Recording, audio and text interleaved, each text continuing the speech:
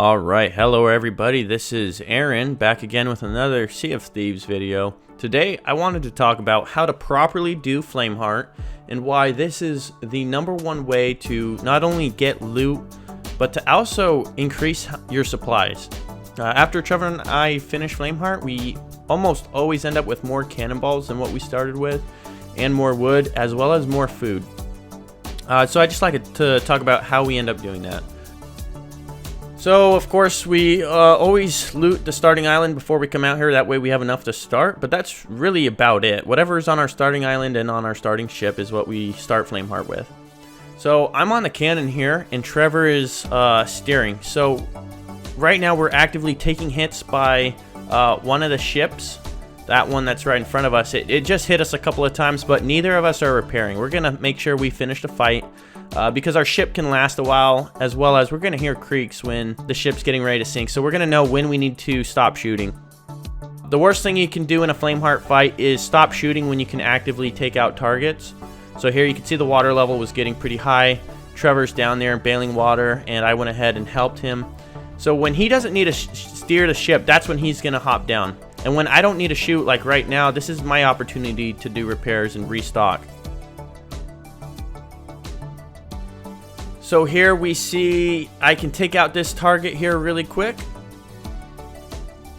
And one thing that I see no one talking about is here I see barrels in the water. This is how you make sure you get more loot at the end of the fight, is every time you see these barrels, you shoot them up. So here you got a bunch of cannonballs, food, as well as some fire bombs. And since I have no targets to kill right now, I'm going to go ahead and start shuffling this loot. That way I can drop the barrel and prepare to do it again. These barrels are all over the island. They're going to constantly be respawning. So every time you get the opportunity, when you're not actively shooting or repairing, you should be looking for these barrels and shooting them up. And here again, we have a lull in the fight, so we're going to repair a couple holes that we had missed. And one of the biggest flaws that I keep seeing is whenever I have a new person join my fight, we'll have a ship right in front of us that we can shoot, and instead of shooting them, they run down to repair because we got hit once or twice. This ship will not sink for a few minutes with a couple holes, so you have plenty of time to finish the ship, kill it, and then go repair when the fight's over.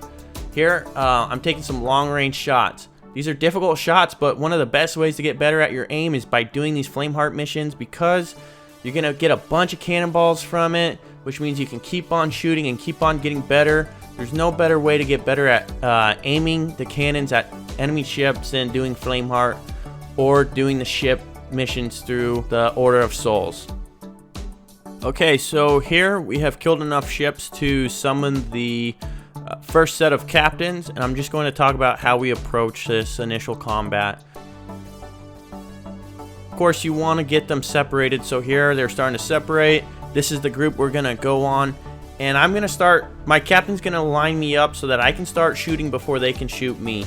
That should be the first goal. Hopefully, if I do it right, I can take out one of the small ships before we even get into firing range. Here I did not, but that's okay because we were able to take them out. So here we've killed the captains, we finished the second wave, and now we have Flameheart up. You can see he's got the black sails with the symbols, whereas the other lesser captains or his lieutenants, they have the green sails.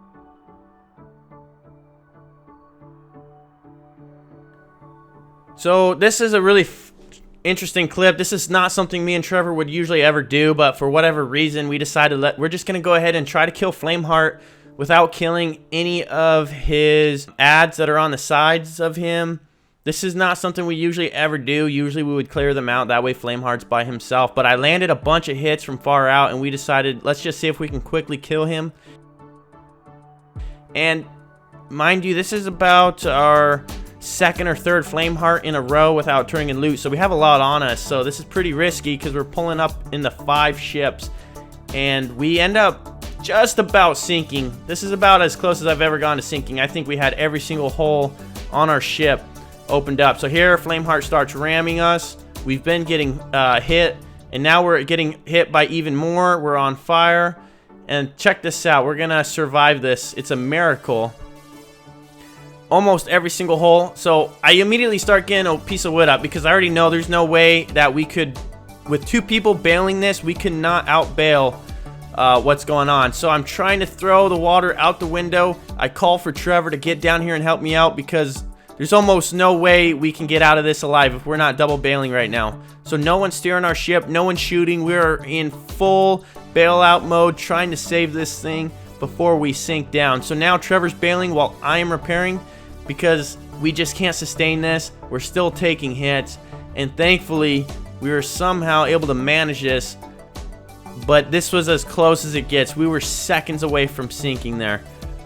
So this is not what I would recommend doing. This was just something that we felt like doing because we were feeling spicy. So here we are, we caught back up to Flameheart. We end up finishing him off and getting the loot that we deserved for spending so much time over here. So I really hope you guys enjoyed this video. If you liked it, give it a like. And if you want to tell me what you think, tell me what you think in the comments below. And if you want to see more of this, go ahead and subscribe to my channel because I'm planning on making more content on a regular basis. I really enjoy doing this. This is a hobby of mine that I just picked up, and I couldn't do it without the support of people like you. Thank you.